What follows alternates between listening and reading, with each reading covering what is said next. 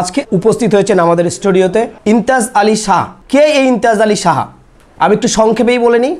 প্রাক্তন বিচারপতি এবং দুবারের সংখ্যালঘু অর্থাৎ মাইনরিটি কমিশনের চেয়ারম্যান, তিনি আমাদের মধ্যে উপস্থিত হয়েছেন। ইমতিয়াজ শাহকে আপনাকে অসংখ্য ধন্যবাদ আমাদের সময় দেওয়ার জন্য। ধন্যবাদ। ওয়ালাইকুম আসসালাম। আজকে যে বিষয় মূলত আমরা আজ আলোচনা করতে চলেছি, পশ্চিমবঙ্গে ওয়াকফ সম্পত্তি। এই ওয়াকফ সম্পত্তি একটা বড় আকার। সেই ওয়াকফ সম্পত্তি বেদখল এবং সেই ওয়াকফ সম্পত্তি উদ্ধারের যে গাফিলতি এবং বারবার উদ্ধার করার চেষ্টা করলেও সেটা ঠিকভাবে উদ্ধারই হচ্ছে না। এবং এই ওয়াকফ প্রপার্টি যেভাবে সংখ্যালঘু মুসলিম সম্প্রদায়দের কাজে লাগার কথা ঠিক সেভাবেই লাগছে না। তো আমরা সে বিষয়ে আজ সরাসরি কথা বলবো ইমতিয়াজ আলী শাহর সঙ্গে। পশ্চিম বাংলায় কতটা ওয়াকফ সম্পত্তি আছে এবং সেটা কোথায় কোথায় যদি আপনি একটু বলেন। ওয়াকফ সম্পত্তি 1,40,000 একর বলে আমি জেনেছি পেপার থেকে, কিন্তু ওর যে ডাটা, ডিজিটাল ডাটা আমাদের ওয়াকফ বোর্ডে আছে, সেটা আপনাদের কালেক্ট করতে হবে। এবং যে এখানে ক্যালকাটার যে মেন জায়গা, শুধু খালি ক্যালকাটাই নেই, সারা পশ্চিমবঙ্গে ওয়াকফ প্রপার্টি আছে। সারা পশ্চিমবঙ্গের বিশেষ করে মুর্শিদাবাদ, মালদা, বীরভূম, 2 বর্ধমান, 2 পূর্ব মেদিনীপুর, 2 24 পরগনা, হাওড়া, হুগলি, বীরভূম, প্রতিটা জেলাতে ওয়াকফ প্রপার্টি আছে। আলিপুরদুয়ার জেলাতেও ওয়াকফ প্রপার্টি আছে। জলপাইগুড়িতে জলপাইগুড়ি নবাবদের ফ্যামিলি, সেখানেও ওয়াকফ প্রপার্টি আছে। এখানেও ডিস্ট্রিক্ট নেই যে ওয়াকফ প্রপার্টি নেই। সুতরাং সেই ওয়াকফ প্রপার্টি আমাদেরই ওয়াকফ প্রপার্টি 2 রকম হয়। ওয়াকফ মিনস আল্লাহর রাস্তে দিয়ে দেওয়া, একটা ফি সাবিলিল্লাহ, আর একটা হচ্ছে আহলে আওলাদের ক্ষেত্রে ওয়াকফ করা। তো সেখানে আমাদের পশ্চিমবঙ্গের বেশিরভাগই ওয়াকফই সাবিলিল্লাহ, যে মুসলমানদের উন্নতির জন্য, মুসলমানের ভালোর জন্য, মুসলমানদের শিক্ষা দীক্ষার জন্য। তাদের যে গরিব লোক হজ করার মনের মধ্যে বাসনা আছে, হজ করতে যেতে পারছে না, সেখানে ওয়াকফ প্রপার্টি যে ইনকাম থেকে কিন্তু ওয়াকফ প্রপার্টির যে ইনকাম আমাদের ওয়াকফ বোর্ড এখন পায়, তার ভুরি অনেক টাকা আমরা বেশি পাওয়ার হকদার। কিন্তু সেগুলো আমাদের গভর্নমেন্ট আজ 75 বছর আমাদের স্বাধীনতা লাভ পেয়েছি, আমাদের দেশ স্বাধীন হয়েছে। এই 75 বছরের যদি আমরা দেখি যে এখানে ওয়াকফ প্রচুর লোক ওয়াকফ করে, কলকাতায় অনেক ওয়াকফ প্রপার্টি আনইউজড অবস্থায় পড়ে আছে, বেদখল অবস্থায় পড়ে আছে। কিছু ল্যান্ড মাফিয়া যেগুলো দখল করে বসে আছে, সেগুলোকে উদ্ধার করার জন্য একটা সুনির্দিষ্ট কমিটি করে ডাইনামিক লিডারশিপ দিয়ে ওয়াকফের তালেই এগুলোকে উদ্ধার করা সম্ভব। নাহলেভাবে মাগোসাই হয়ে গভর্নমেন্টের স্থাপকতা করে ওয়াকফ প্রপার্টি যেখানে বলা হচ্ছে আল্লাহর ফি সাবিলিল্লাহ, যে ডেডিকেটেড টু গড, আল্লাহ অলমাইটি আল্লাহ। তো সেখানে সে প্রপার্টিতেও এখানে বেশিরভাগই অনেক প্রপার্টি মাইনরিটি দখল করে আছে। নন মাইনরিটি যারা মেজরিটি গ্রুপের লোকেরা, তারাও দখল করে আছে। মারোয়ারি গ্রুপ যারা ল্যান্ড মাফিয়া, তারা দখল করে বসে আছে। কিছু প্রমোটার গ্রুপ আছে। ওয়াকফ বোর্ডের মধ্যে কিছু ঘোগের ভাষা আছে, সেখানে তারা কী করছে, প্রমোটিং করে কিছু জায়গাকে ডেভেলপমেন্টের নাম করে ওয়াকফ প্রপার্টিকে তারা করছে। মানে in the guise of sale they are transferring the property to the promoters. এই ওয়াকফ সম্পত্তি বেদখল হয়ে আছে আপনি যেটা বলছেন, এটা উদ্ধারের সরকারের এত গাফিলতি কেন? সরকার দেখছে তা ভোট ব্যাংক। মেন কথা হচ্ছে ভোট ব্যাংক। আমি যদি করতে যাই, এই সমস্ত আমার যে ভোট যে সমস্ত লোকগুলো দিত আমাকে ডিপ্রাইভ করবে, এইটা হচ্ছে পলিটিক্যাল খেলা। এটা একটা কী বলবেন, যে আজকের 75 বছর আজকের ধরে যে জিনিস চলছে, এই মানে ওয়াকফ প্রপার্টি এবং ওয়াকফ বোর্ড আছে, সেখানে প্রতিটা ওয়াকফ অনেক ওয়াকফ প্রপার্টি আছে যেখানে সেগুলো এনরোল হয়নি। নিয়ম হচ্ছে ওয়াকফ করলে সেটাকে ওয়াকফ বোর্ডে এনরোলমেন্ট করতে হয়। এখন সেই জন্য 1998-এ সেন্ট্রাল গভর্নমেন্ট একটা ওয়াকফ কাউন্সিল করেছেন। সেখানে 3 জন পার্লামেন্টে থাকবেন, 2 জন, একজন লোকসভার, একজন রাজ্যসভার, 3 জন এমিনেন্ট পার্সন, গায়ক, এই সমস্ত। আপনারা সেকশন 9টা দেখে নেবেন ওয়াকফ প্রপার্টির। আমিও একটা ওয়াকফের উপরে বই লিখেছি। কিন্তু ওয়াকফ প্রপার্টির মেন কথা হচ্ছে সার্ভে করা, যে পশ্চিমবঙ্গের প্রপার সার্ভে করে, সার্ভেয়ার আছে এখানে ওয়াকফ বোর্ডে, সারা এডিশনাল সার্ভেয়ার আছে, সেই সার্ভে করে সেই রিপোর্ট নিয়ে আপনারা গভর্নমেন্টের কাছে মেমোরান্ডাম দিন, যে হোয়াইট পেপার পাবলিশ করুন যে কেন রিকভারি হচ্ছে না। এই দেখুন সোয়ালেস কোম্পানিটা ওয়াকফ প্রপার্টি পড়ে, মহামেডান স্পোর্টিং মাঠ, ইস্টবেঙ্গল মাঠ, মোহনবাগান মাঠ, তারপরে আপনার আকাশবাণী ভবন, এগুলো এমনকি ইভিনিং রাজভবনও নাকি ওয়াকফ প্রপার্টি। এবং ওখানে আরও 900 কত বিঘা জমি সম্পত্তি আছে ওয়াকফ প্রপার্টি। তারপরে তো ফুরফুরাতে আছে, হুগলিতে আছেই। তারপরে আপনার মিদনাপুরে ওয়াকফ প্রপার্টি প্রচুর আছে, পশ্চিম মিদনাপুর, পূর্ব মিদনাপুর। আমি being a man of Purba Midnapore, Nandigram, I am saying so. এত সম্পত্তি বেদখল থাকার কারণটা কি? এটা কিছু তো লোক ল্যান্ড মাফিয়া আছেন, তারপরে লোককে জমি ভোগ খাবো দেবো না, আল্লাহর সম্পত্তি ওর কেউ নেই। ধরুন একটা বেওয়া কি একটা তার কেউ নেই, তার মানে একটা উইডো, সে মরার আগে কী করলো যে আমার তো সম্পত্তি কী করবো, আমি ওয়াকফ করে দিই, এরকম করে দিয়েছেন। তার হয়তো ভাতিজা বা তার স্বামীর বংশের কেউ তারা আছে, তারা সময় দখল করছে। এইরকম করে জিনিসগুলোকে মানে ব্যাপক আকার ধারণ করেছে আর কি। কত সম্পত্তি আপনার হিসাবে, কতটা জায়গা বা কত সম্পত্তি আপনার হিসাবটা যদি একটু বলেন। না আমি তো ওয়াকফ বোর্ডে নেই, তো আমি আপনি যা তো পেপারে সময় দেখুন, আপনি দুবারের না, আমি মাইনরিটি কমিশনের আপনি দুবার চেয়ারম্যান ছিলেন মাইনরিটি কমিশনের। আমার কাছে কমপ্লেন আসতো, আমি করতাম, তো দেখতাম যে ওয়াকফের তো একটা যেহেতু আলাদা বিধি ব্যবস্থা আছে, ওদের আলাদা বোর্ড আছে, সেখানে আমি বিং এ মাইনরিটি কমিশনের চেয়ারম্যান, যদিও আমার মানে ক্ষমতা ছিল, আমি ওয়াকফ বোর্ড কেন এবং আপনার এমপি এমএলএ সবাই কমপ্লেন এগেনস্টে আমি কমপ্লেন নিতে পারতাম, বিচার করতাম, এগুলো ফয়সলা করতাম, ইভিনিং পুলিশ থেকে আরম্ভ সমস্ত কিছু। যাই হোক, কিন্তু ওয়াকফ প্রপার্টির অ্যাকচুয়াল হিসাবটা আপনারা এখন তো আরটিআই, এখন তো অনেক নিয়মকানুন করে দিয়েছে, আরটিআই থেকে বার করবেন। এবং আপনার হিসাবে কতটা? 1,40,000 একর বলে শুনেছি।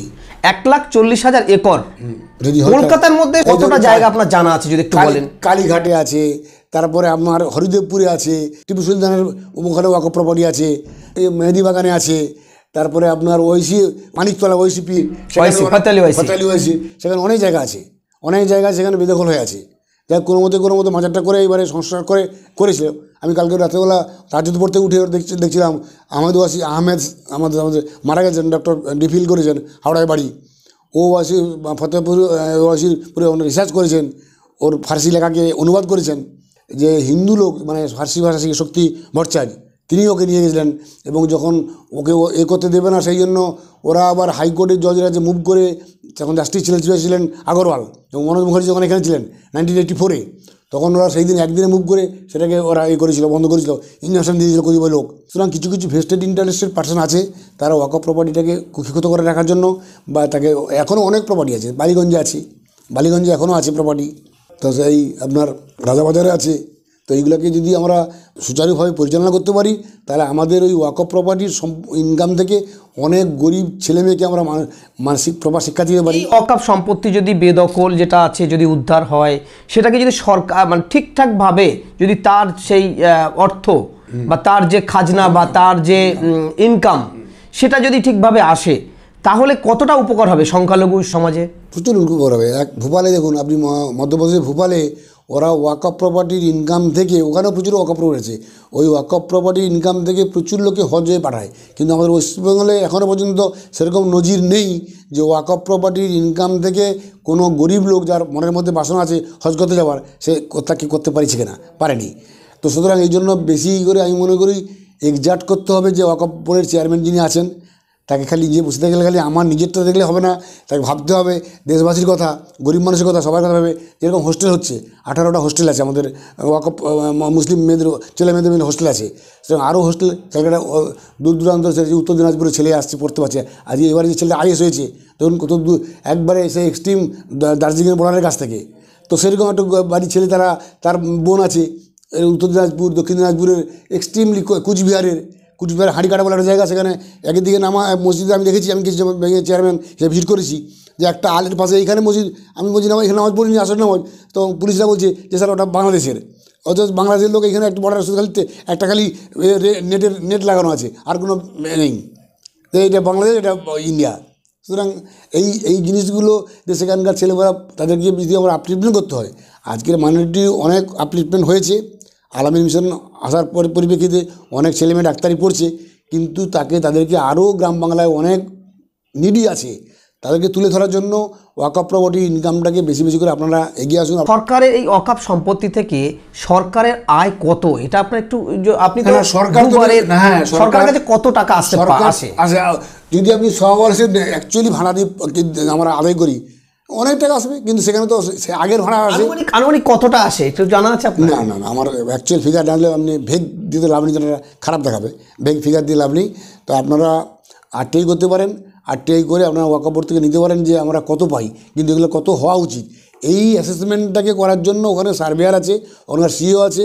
আপনার ওয়াকফ বোর্ডের চেয়ারম্যানকে বলুন আপনি একটু গিয়ার আপ করুন আপনার অফিসকে, গিয়ার আপ করে যাতে ওয়াকফ প্রপার্টির ইনকামটা আরও বাড়ানো যায়, সরকারের সঙ্গে করুন, নাহলে আমাকে একটা ইয়ে দিবে, আমি বসে থাকবো, সেটা করলে ওই হবে না। এই ওয়াকফ সম্পত্তি, এই যে বেদখল, এটা উদ্ধারের প্রসেস কি প্রসেস? আপনি একজন বিচারপতি, সেই সঙ্গে আপনি দুবারের মাইনরিটি কমিশনের চেয়ারম্যান। এই যে বেদখল সম্পত্তি এর উদ্ধারের একটা সঠিক রাস্তা যদি আপনি বলে দেন। আমি বলে দিচ্ছি, সরকারকেই বলে দিন আপনি। হ্যাঁ সরকারকে বলছি, আপনাদের বলছি, আপনাদের মাধ্যমেই বলছি, সরকার আমাদের মাধ্যমেই বলুন। সাধারণকে বলছি যে যদি সরকার সত্যিকারের সহৃদয় হয়, তাহলে যে বিএলআরওর অফিস আছে, সেই বিএলআরকে, ল্যান্ড ডিপার্টমেন্টকে, তাদেরকে রিভাইভ করা, তাদেরকে ভিজিলেন্ট করা, তাদেরকে ইনভাইট করা যে আপনারা সজাগ হন এবং যে সমস্ত ওয়াকফ প্রপার্টি আছে সেগুলোকে আপনার উদ্ধারের জন্য ওই 1 নম্বর খতিয়ানে খাস খতিয়ানে ফেলে দেবেন না, কবরস্থানকে খাস খতিয়ান। আমার বাবা কবরস্থান করে গেছে, সেই কবরস্থানকে খাস খতিয়ানে ফেলে দিচ্ছেন 1 নম্বর খতিয়ান। 1 নম্বর খতিয়ান মানে খাস খতিয়ান। সুতরাং এটাকে না করে সেই ল্যান্ডগুলোকে যাতে প্রপারলি ইউটিলাইজ হয় এবং সেই প্রপার্টির থেকে ইনকামটা যাতে পায়, সুতরাং এখানে বেশি রোল হচ্ছে কৃষিমন্ত্রীর এবং মাননীয় মুখ্যমন্ত্রীর ভাইটাল রোল। উনি যদি সচেষ্ট হয়ে ওনার কৃষিমন্ত্রীকে বলেন যে আপনি বিএলআরও, ডিএলআরও, এসএলআরকে ডাইরেকশন দিন যে ওরা যে সমস্ত জেলায় ওয়াকফ প্রপার্টি আছে সেগুলোকে ভালো করে, আমি পুলিশ ফোর্স আছে, পুলিশ ফোর্স যেটা আমাদের কদিন আগে ওয়াকফ বোর্ড চেয়ারম্যান বলেছেন, পুলিশ ফোর্স না দিয়ে যদি উনারই যে পুলিশ ফোর্স আছে তাদেরকে যদি উনি একটু বলে দেন যে না, ওয়াকফ প্রপার্টি যেখানে আছে সেখানে আল্লাহর নামে, ভগবানের নামে, গডের নামে যেগুলো ডেডিকেট করেছে সেই প্রপার্টিগুলো উদ্ধার করে তোমরা ঠিক যে ওয়াকফের যারা করে গেছেন তার পূর্বপুরুষরা তাদের অংশটাকে এ করো, অন্য লোক পাঠিয়েছে এ করছে। ওয়াকফ সম্পত্তি সরকার যেগুলো ব্যবহার করে এগুলো আপনার একটু জানা আছে, যদি একটু বলেন দর্শকদের। হ্যাঁ, ওয়াকফ প্রপার্টি এই তো আপনার আকাশবাণী ভবন আছে, আপনার ইডেন গার্ডেন আছে, তারপরে আপনার 3টে মাঠ আছে, এটা তো কলকাতার প্রপার মেন জায়গা। সোয়ালেস কোম্পানি আছে, এই তো এইগুলো তো আছে। তারপরে কালীঘাটে 10 বিঘা জায়গা আছে, আমার হরিদেবপুরে 8 বিঘা প্রায় একটা কবরস্থান আছে, সে জায়গা এই ওয়াকফ প্রপার্টি সমস্ত বেদখল হয়ে বসে আছে। এগুলো লোকাল যে কাউন্সিলর তারা কিছু ভিজিলেন্ট হচ্ছে না। হ্যাঁ, মুসলমান প্রপার্টি যা আছে ওরা এই করছে। আমি যতদিন চেয়ারম্যান ছিলাম হরিদেবপুরে জায়গাটাকে এ করেছিল, এখন যিনি 115 যিনি কাউন্সিলর তিনি ওখানে সমস্ত কর্পোরেশনের সমস্ত মালপত্র জমা করেছেন, মানে যাতে না কেউ আর করতে পারে। এবার কিছু লোক যারা ল্যান্ড মাফিয়া কিছু ফোর্সি অকুপাই করেছেন। আপনি তো দুবারে ধরুন মাইনরিটি কমিশনের চেয়ারম্যান, আপনার কাছে অনেক অভিযোগ এসছে এই ওয়াকফ সম্পত্তি নিয়ে, বেদখল হয়ে গেছে বা যেগুলো আপনি অনেকটা জানেন। এই যে বাধা, আপনার সময় আপনি কতটা কি উদ্ধার করার জন্য চেষ্টা করেছেন বা কতটা করেছেন? না, যেহেতু ওখানে একটা ওয়াকফ বোর্ড বলে একটা স্ট্যাটুটরি বোর্ড আছে, সুতরাং একটা স্ট্যাটুটরি বোর্ডের চেয়ারম্যান হয়ে আমি একটা স্ট্যাটুটরি বোর্ডকে তাকে ডাইরেকশন দেবো না, তাকে আমি তার বিচারটা করতে পারি না। আমি তাকে কয়েকটা কেস আমার কাছে এসেছিলো, আমি ওটা রেফার করেছি ওয়াকফের চেয়ারম্যানকে যে আপনি এগুলো দেখে as early as possible dispose করুন। কিন্তু ওখানে আমি এখনও বলছি যে ওয়াকফ বোর্ডের যে সমস্ত যারা মেম্বার হন তারা নমিনেটেড মেম্বার হয় মুখ্যমন্ত্রী দ্বারা, সুতরাং সেরকম করলেও, আর যারা আছে মানে অনাদিকাল ধরে আসে যে মতোয়ালিদের রিপ্রেজেন্টেটিভ, এদের রিপ্রেজেন্টেটিভ, ওই ভোগের ভাষা না ভাঙতে পারলে ওয়াকফ বোর্ডের উন্নতি হবে না। সুতরাং এখানে যারা আমাদের মুসলিম সংগঠন আন্দোলন করছে, আন্দোলনটি প্রপার ওয়েতে যদি করে তাহলে আমি মনে করব ওয়াকফ প্রপার্টি উদ্ধার হওয়ার চান্স আছে এবং মাননীয় মুখ্যমন্ত্রীকে এবং কৃষিমন্ত্রীকে এখানে এগিয়ে আসতে হবে। তাদেরকে যদি তারা যদি সচেষ্ট, তারা যদি তাদের ট্যাসিট কনসেন্ট না দেয়, বাবা ঠিক ডাইরেকশন পুলিশকে যদি না বলে তাহলে কোনোদিন উদ্ধার করা যাবে না, একবারে ধ্রুব সত্য। এই সওয়ালের মতো জায়গা, আকাশবাণীর মতো জায়গা এখানে কম টাকা হচ্ছে, সেগুলোকে বলতে হবে যেগুলো কেন্দ্রীয় ব্যবহার করছে ডাইরেক্টর অফ ইনফরমেশন। সুতরাং তাদেরকে এখন যে হারে রেন্ট হচ্ছে সেই হারে যদি রেন্ট ইম্পোজ করে গভর্নমেন্ট, তাহলে আমরা আরও বেশি ইনকাম করবো। আর যে সমস্ত জায়গাগুলো বেদখল হয়ে আছে সেগুলোকে যাতে উদ্ধার করতে পারে, সেই জন্য এখানকার ডিস্ট্রিক্ট কালেক্টর এখানকার তো আমাদের যে ডিসি, আমাদের যে সিপি, কলকাতায় তো ডিএম নেই 24 নাম, কিন্তু ক্যালকাটার প্রপারে যেটা সেটা সিপিকে তার যে বাহিনী আছে তেনাকে সচেষ্ট হতে হবে, তাকে ইনভাইট করতে হবে, তাকে আমাদেরকে বোঝাতে হবে, তাদেরকে আমাকে কনভিন্স করতে হবে যে এই প্রপার্টিগুলো আছে, আপনি যদি সচেষ্ট না হন, শুধু ওয়াকফ বোর্ড খালি অর্ডার দিলে হবে না। তারা ওয়াকফ বোর্ড কয়েকজন সদস্য মিলে একটা অর্ডার করলেন, সে অর্ডারটাকে ইমপ্লিমেন্ট করবে কি? ইমপ্লিমেন্ট করতে যদি আমি যদি বিঙে চিফ মিনিস্টার বলি যে চেপে যান, পুলিশ সিপি কী করবে কাজ? সুতরাং এখানে মুখ্যমন্ত্রী এবং কৃষিমন্ত্রী এবং অন্যান্য মন্ত্রীদের তাদের ক্যাবিনেটের একটু যারা আমাদের মাননীয় মন্ত্রী সব আছেন, জাভেদ খান সাহেব, তারপরে ফিরাদ হাকিম সাহেব, গোলাম রব্বানী সাহেব মাইনরিটি এখন এবারে তো তৃতীয়বারে মুখ্যমন্ত্রী একজন পূর্ণ মন্ত্রী দিয়েছেন, কিন্তু পূর্ণমন্ত্রী কতটা এক্সাক্ট করে কাজ করতে পারবেন সেটা হচ্ছে আলিয়া ইউনিভার্সিটি আজকে দেখেছেন কী অবস্থা, আজকের কী অবস্থা হয়, আন্দোলন চলছে, সেখানে ছাত্ররা আন্দোলন চলছে, বিভিন্ন বিষয় চলছে। সুতরাং আলিয়া ইউনিভার্সিটি এমএমই ডিপার্টমেন্টে মাইনরিটি অ্যাফেয়ার্স অ্যান্ড মাইনরিটি ডিপার্টমেন্টে এডুকেশন ডিপার্টমেন্টের আছে, হায়ার যে মিনিস্টার হায়ার এডুকেশন মিনিস্টার তার আন্ডারে নয়। সুতরাং এমএমই ডিপার্টমেন্টের সঙ্গে একটা ভাইস চ্যান্সেলর কি একটা হয়েছে। আমি 6 বছর ওখানে মেম্বার হয়েছিলাম, আমি প্রেসিডেন্ট, 2টো ভাইস চ্যান্সেলর আমার কাছে ছিল হয়েছিল। আমি মোটামুটি আলিয়া সম্বন্ধে ওরা এক সম্বন্ধে এ সম্বন্ধে মোটামুটি কনভার্সেন্ট ছিলাম।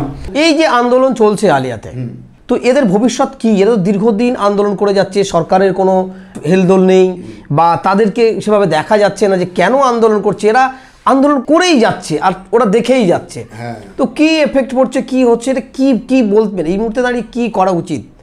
এটা তো আমার এটা কি সংখ্যালঘু সম্প্রদায়দের কি ক্ষতি হচ্ছে বিশেষ করে? ক্ষতি যেমন একটু খারাপ একটা সিগন্যাল যাচ্ছে মেজরিটির কাছে, যে একটা আলিয়া ছেলেরা আছে 45 দিন ধরে 54 দিন ধরে আন্দোলন করছে, অথচ গভর্নমেন্ট থেকে কোনো সাড়া নেই, কোনো যে তোমাদেরকে আশ্বাস দিচ্ছি যে আমরা যে আজকে তো পেপারে দেখলাম কলমের প্রথম পাতায় দিয়েছে যে মোহাম্মদ আলী সাহেব রিজাইন দিয়েছেন, মুখ্যমন্ত্রী রিজাইন দিয়েছেন।